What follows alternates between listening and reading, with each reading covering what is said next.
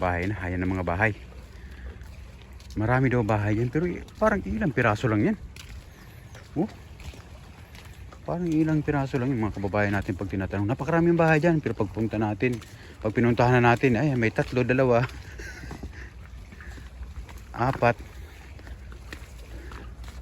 Marami na yan. Siyempre sa bagay, marami na talaga yan.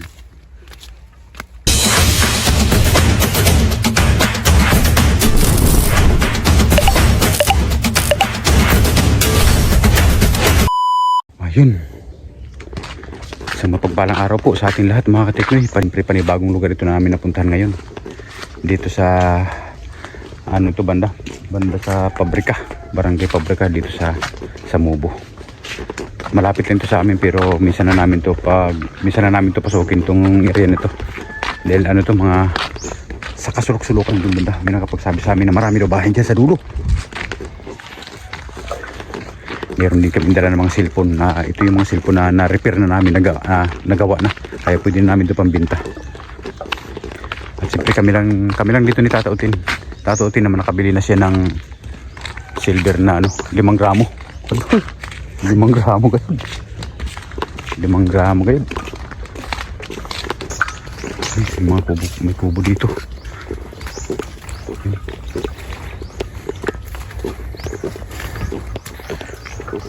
Taba na saging dito.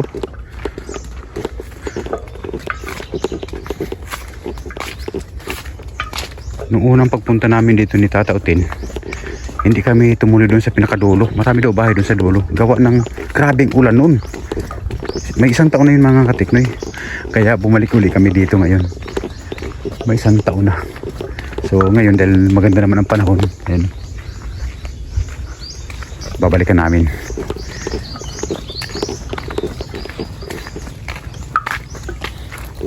Tata Utin medyo pagod na yun. Malayo na rin ang aming nalalakad dito.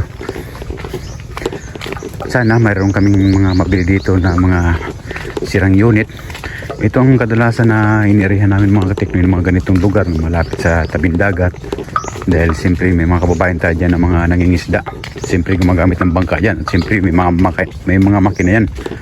Yung mga sirang makina naman binibili naman ni Tata Utin. Sirang makina or mga sirang battery na mga hindi na nagagamit.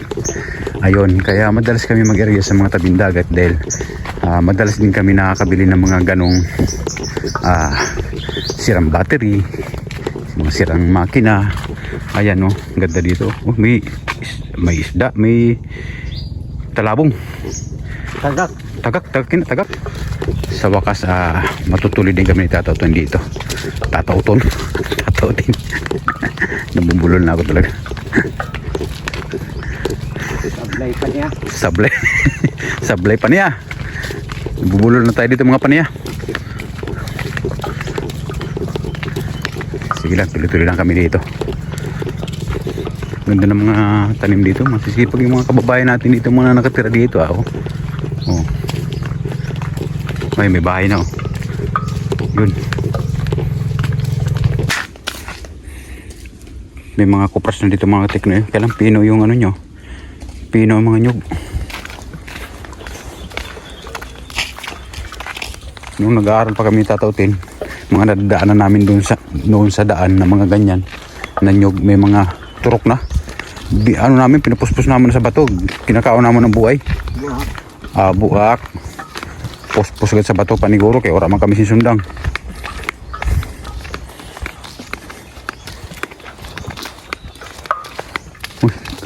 Ayos dito.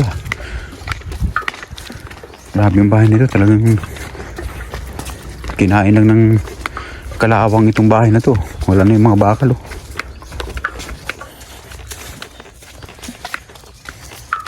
Ang hirap naman ng bahay dito. Pagka ganito yung lugar na matitirahan mo, nag-iisa ka lang dito. Wala kang makausap. Masisiraan tayo ng ulo dito. Pag mga ganitong lugar ang matitira natin Tata Utin, wala kang kapitbahay, madalang bahay. Pagka may problema ka dito, mumuni-muni ka lang hanggat sa masiraan ka ng ulo dito.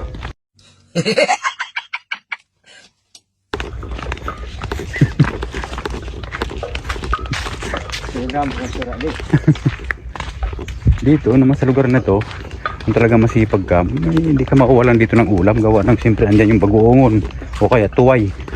Ano ba sa Tagalog ang tuway, Dan? Tatotin, anong sa Tagalog ang turay? Ay, turay? Tuway.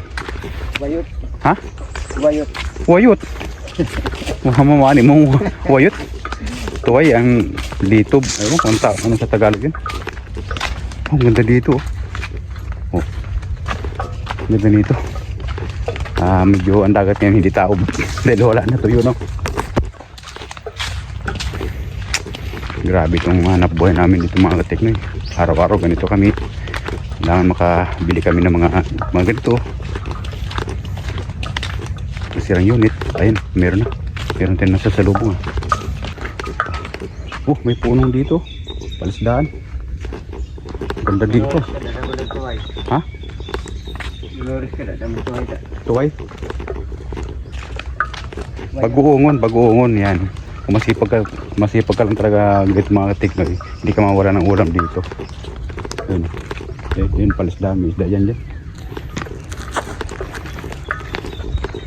Masarap din tumira dito sa mga ganitong lugar mga teknoy, gawa ng yung mga bahay, ano na siya, madalang. Wala kang kapitbahay dito na magulo. Tahimik ka lang dito. Iwas ba sa mga iwas mo mga teknik sa marites. Yeah, may mga sibit mga libo-libo, ada din mga palo. Palo. Sa mga tambal ulo. Wala dito mga teknik mga marites kasi wala kang kapitbahay dito. Oh. Dito lang kami mga teknik nakarating nung una na pagpunta namin dito, may 1 taon na nakalipas. Sa sobrang lakas ng ulan, hindi na kami natuloy doon sa pinakadulo. Sabi nila na marami daw bahay.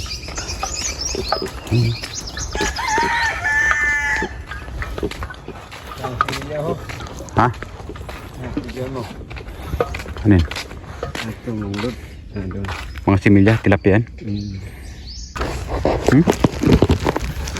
May mga bahay na dito.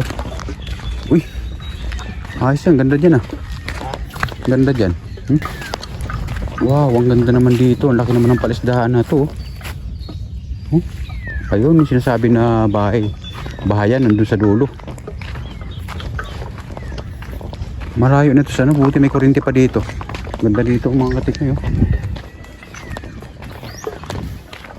Masarap din tumira sa mga ganitong lugar. Kasi pag gising mo sa umaga, maririnig mo mga huni ng ibon. Sari-saring mga huni ng ibon na maririnig mo dito mga katiknoy, kaya simple masarap din sa pakiramdam mga ganitong lugar na samantala kung sa siyudad ka manirahan, ang mga rinig mo doon puro ingay ng tao, sasakyan, mga kismosa, mga bullshit. Ganda dito, grabe oh. Nakaka-relax naman ng view nito mga katiknoy oh. Ang lawak ng palisdaan nito, grabe. Ayaman siguro na may-ari nito.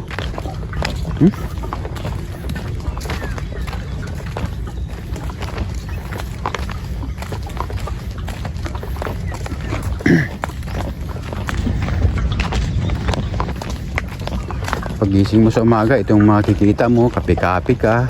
O, di ba? Oh. Malayo sa ingay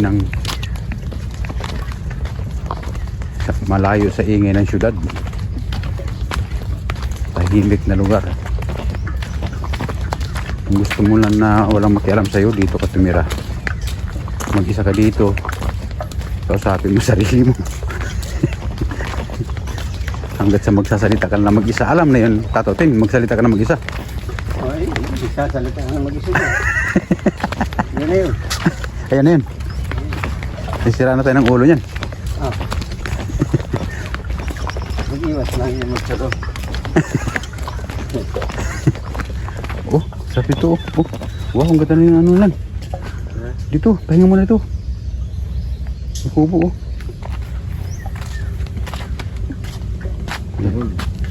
May? Sinarado na. Tawaran na yun.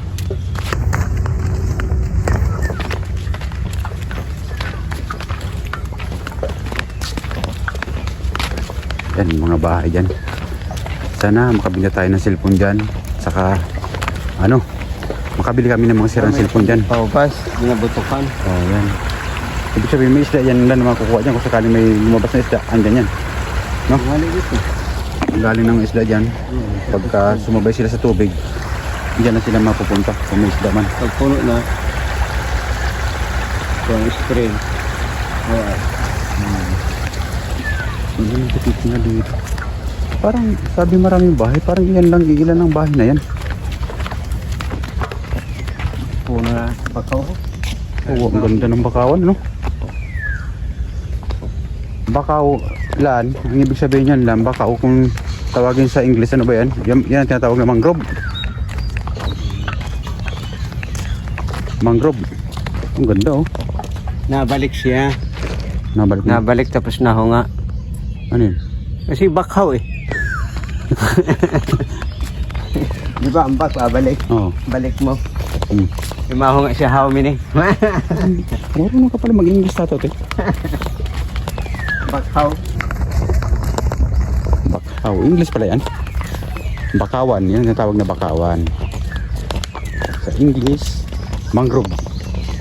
O bakawan.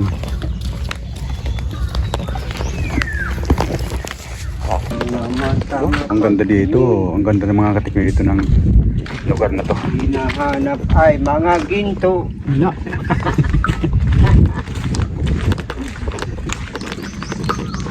Masaya na si Tato. Hindi nakabili na yan ng 5 gramong silver. Grabe. Yung mga bahay-bahay na din mga katikmi. Nadaanan namin mga bahay-bahay dyan. Pero ano, mga bigo kami. Kaya gusto nila yung cellphone nila na buo. Isusap lang sa buo namin. Di wala rin nangyari. Swap lang eh. Paano tayo magkakapira niyan kung swap lang, di ba? Pero mas maganda sana kung sira talaga na pwede isap sa buo namin, pwede. Pero yung buo din isusap nila, di paano tayo magkakapira niyan? Wala. Paktay ang hanap buhay. Paktay ang hanap buhay ni Tatautin. Kaya hindi si Tatautin pumayag. So, yan. Tinuro kami ng mga bahayan dyan na mayroon pa pala daw dito mga bahay. Marami daw bahay dyan sa dulo pa. So yun ang pinapupunta namin ng pinakadulo na. Mas para marating na namin ang dulo. Hanggang dulo ng mundo.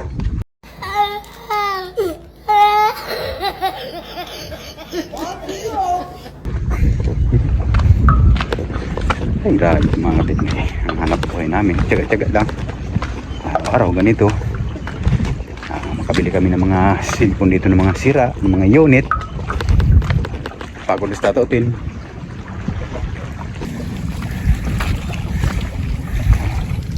Wow. Pugi na Tatautin ah. Nakasalamin na. Was, ano ka ngayon nalan ah? Disinti ka ngayon ah. Marang nakasigarilyo ka na. Nasa area. Nasa area eh. Hindi ka na nagtabako. Kita mo mga teknik. Wow, grabe ang ganda dito talaga oh. Huh? Oh my God! Wow! Ganda talaga dito. Ano ganito pagkita ko? Ha? Ano itong kuwan? Ah, yung in-area natin? Ay, harap pala ito. Sa harap pala ito. Di ba, yan ang ano ng kuryente, di ba? Ay, malapit lang pala kung dito ka pala dadaan. Planta. Planta. Laki ng planta dito, pero panay pa rin ang brownout. Planta ng ano yan, maselko. Maselko kung tawagin sa amin dito mga katiknoy. Ay, grabe. Pupunta lang, dahil marami pa rin bahay dyan.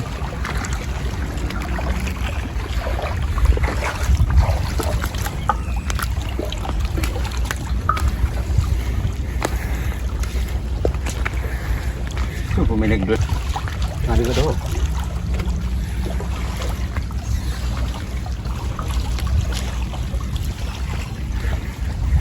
Bahay na, ayan ang mga bahay. Marami daw bahay yan, pero parang ilang piraso lang yan. Oh, parang ilang piraso lang yung mga kababayan natin pag tinatanong. Napakaraming bahay dyan, pero pagpunta natin, pag pinuntahan na natin, ay may 3, 2, 4.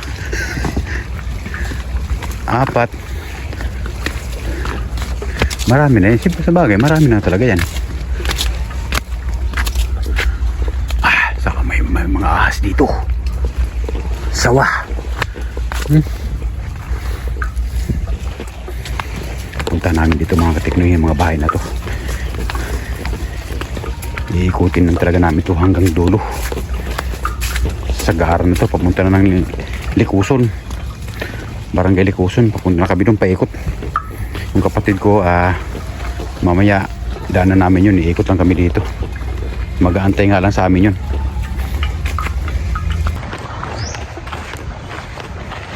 Pinasok na talaga namin mga katiknoy hanggang dulo na. Kaduluduluhan na ng beach na to. Ang ganda ng beach na to mga katiknoy. Ito na yung Likuson, pero hanggang doon pa. Hanggang doon pang Likuson. Diyan kami naliligo ng mga nakaraang taon. Napakaganda dito mga katiknoy. Solid. So marami naman kami mga bahay na daanan dyan, pero bigo kami mga katiknoy. Zero kami dyan, wala kami nakuha. Babawi lang kami dito mga katiknoy sa mga nadadaanan namin na napakagandang lugar. Tatautin, nag-i-enjoy na si Tatautin. Hindi naman kami nasiro din si Tatautin, nakabili naman siya ng silver. Pero sa cellphone wala kami nabili.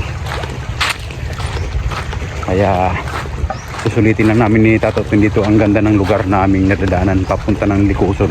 Galing kami ng pabrika, barangay pabrika. So papuntang barangay Likuson. So inikot namin mga katiknoy. Si Otol, yung kapatid ko, andun siya sa kabila. Nagpaiwan, nakala niya babalik kami.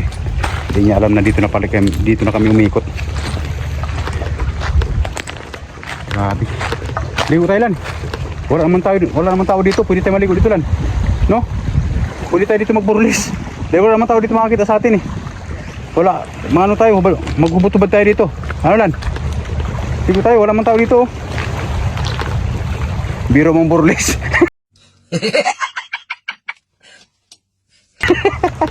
Ha? Oh, pwede din oh. Magburlis tayo. So, mga katiknoy, mahaba na kasi itong video namin eh. Dahil panay video ko kanina pa doon. Malulubat na ako. Kaya siyempre hanggang dito lang muna ang simpleng video namin ni Tatautin. Siyempre malulubat na ako mga katiknoy. Mawawala na ang namin. Mawawala ng komunikasyon. Grabe. So ayun mga katiknoy, magkita-kita lang tayo sa mga sunod pa na mga video. Mga simpleng video lang mga katiknoy. Yun ang kaya natin ngayon hindi pa natin kaya yung mga bigatin. Yung mga ganito lang muna, mga simple-simple lang muna ng mga video. Saka na yan mga bigatin ng mga video pagka milyonaryo na tayo.